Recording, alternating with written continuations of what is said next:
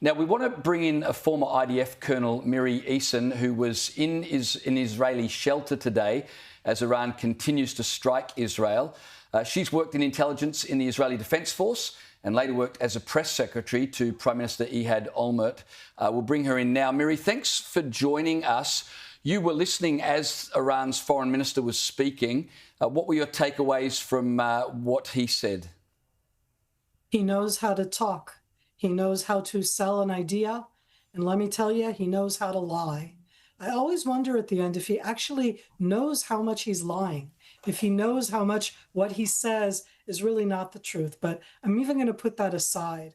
When he stands there and says, now we don't trust the West, I'd have every single one of our listeners go right now and see what the Islamic regime of Iran talks about the West day in and day out, how they have done that over the years.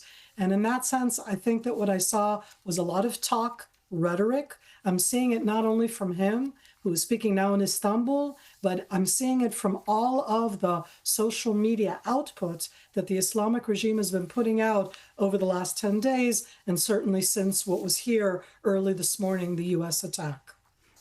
One of the interesting elements of his press conference was how much he kept stressing international law. The UN Charter had been blown up by Israel and America, but this is the same regime that brutally oppresses their own people in violation of every human rights law. They also fund terror proxies that invade other countries like Hamas on October 7.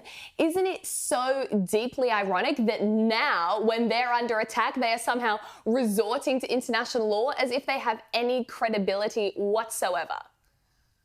They like to play upon that aspect because they are a sovereign state. I'll remind all of us, they're a member state of the United Nations, just like Israel is a member state of the United Nations. And the law that he brought up is something that is in both the United Nations and international law. I'll add in that both when they attacked, the Islamic regime, Iran, attacked Israel in April of 2024, and when they attacked us in October of 2024, they also put out immediately that their attack then was in self-defense, and they gave that same portion of the United Nations Charter. That's where they want to play. Inside the United Nations, there are enough voices that listen to that. And I say it sadly because I absolutely look at it and go, don't we see beyond the rhetoric? And again, this isn't about Israel being perfect, but that comparison is if there's anything to compare between a very blemished democracy, which is what we are, and between the Islamic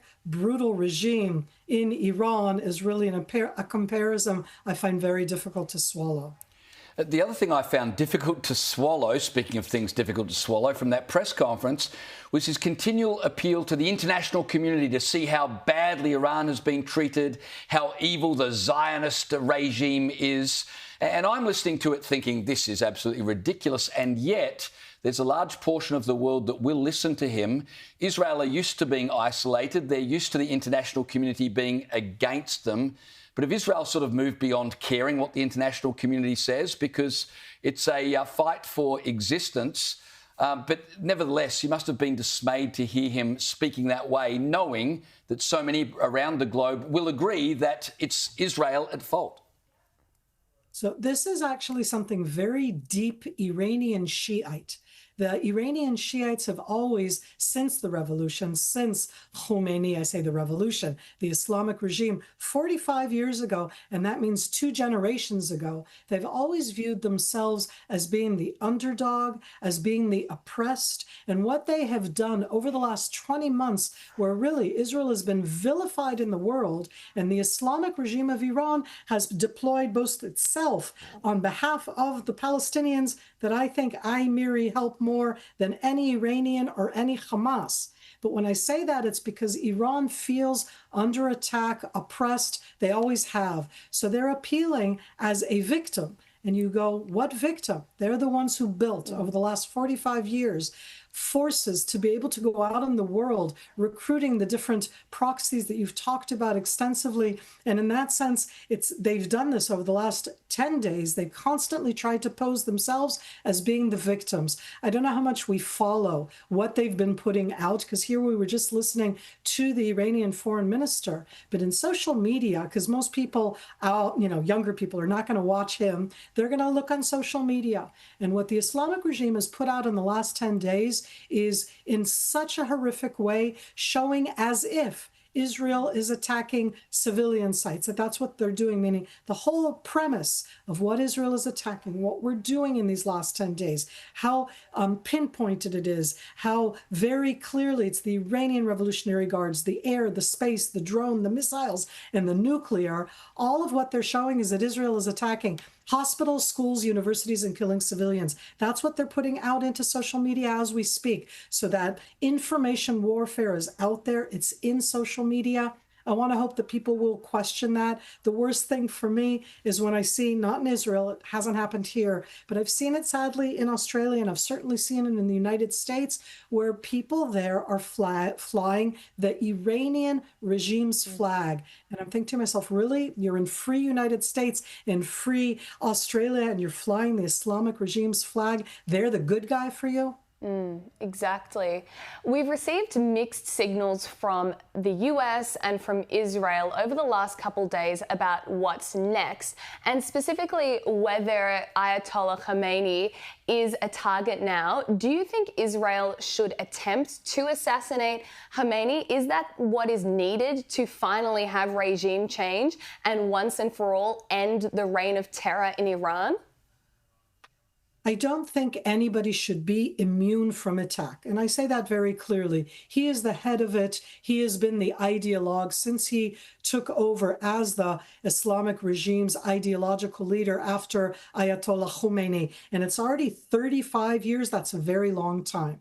Having said that, taking him out, he's already announced who 3 different successors would be. We're talking about a regime who has been at the helm for 45 years.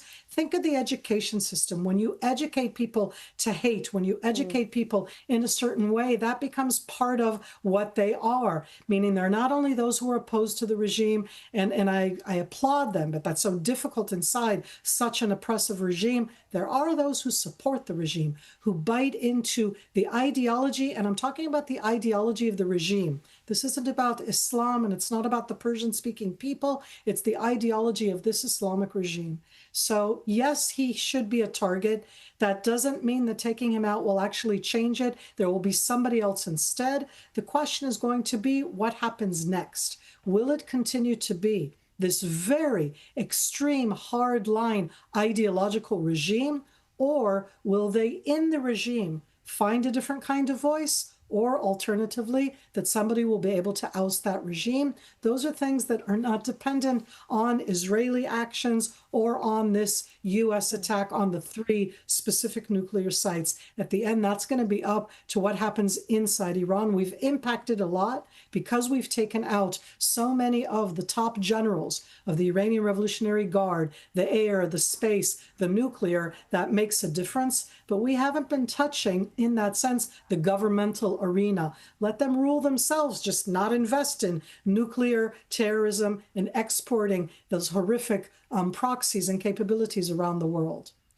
Miri, would you agree that the worst thing that could happen from here is for the Iranian regime to remain intact? Because if they're able to do that, they will be able to boast they had the worst that Israel and America could throw at them and yet survive. Their ideology would, of course, survive with them. Having started the job, Israel and America must finish it. It's a wonderful question, comment, and I'm going to say the following. Israel degraded Hezbollah, which was a huge threat, a real threat for Israel. The whole aspect of Iran not responding is because the Islamic regime expected Hezbollah to be the response for any attack on their land. And look at Hezbollah now. Hezbollah, I'm not going to do this on TV, but when I teach and I do briefings, I really do it physically because I like to show zeros. They've done nothing.